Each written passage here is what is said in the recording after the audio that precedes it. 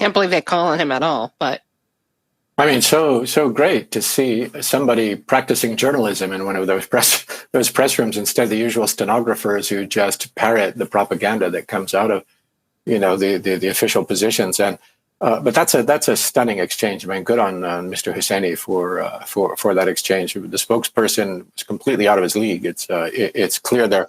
I mean, you see, this is kind of an arrogant thing. We have not. The U.S. government has not determined that it is genocide. So all of a sudden, the U.S. government is whatever the ICC or the World Court.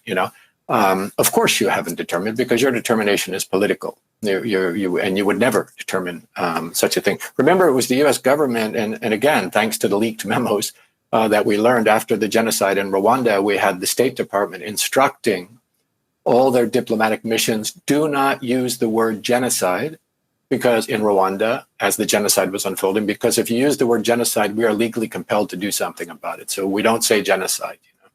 So the fact that the U.S. government has not made a determination is not surprising, and it's not the end of the story. You could say, however, that it shows that they are not taking their international legal obligations seriously. The Convention on Genocide is not, I don't know if I said this already, it's not just to punish genocide, but it's also to prevent genocide. So you can't wait until after, the dust is settled and say, now we'll determine whether that was genocide or not. The obligations go much further than that.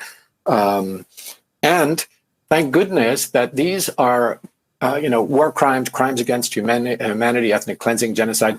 These things are all subject to universal jurisdiction. So they can be prosecuted in any court anywhere in the world by somebody who wants to bring a claim.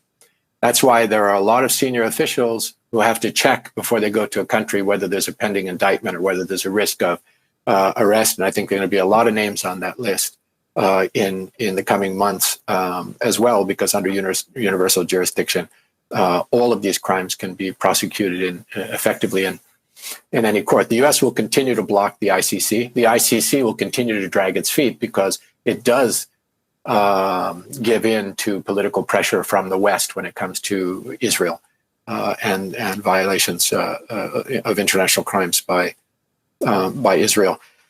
But I mean, that's kind of a typical shame. I've seen some worse exchanges by spokespersons in the official institutions of Washington, but that's certainly a ridiculous one, I have to say. So any country could use that, could invoke it, but it would be blocked, you're saying? Because the Genocide Convention itself has a special role for the International Court of Justice, the World Court, which is the UN entity, and so that it would have to be a country that invokes that.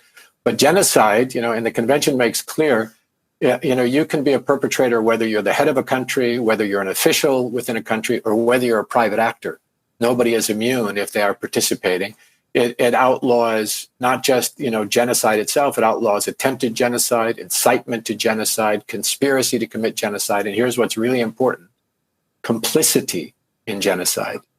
And I have argued that many of the crimes that are being perpetrated now in Gaza by the Israelis, the U.S. is very complicit through the financing, arming, diplomatic cover, intelligence support, even the mobilization of some troops, I understand as well. So it's not a hard case to make that there is direct complicity. So what could the World Court do if it were brought to the International Court of Justice, which is also known as the World Court, correct? Yeah. So that's different from the International Criminal Court, where you can have individual criminal accountability. In the World Court, it's state to state. So there would be a kind of accountability that would help to support charges against individuals. But there should be a claim in the World Court.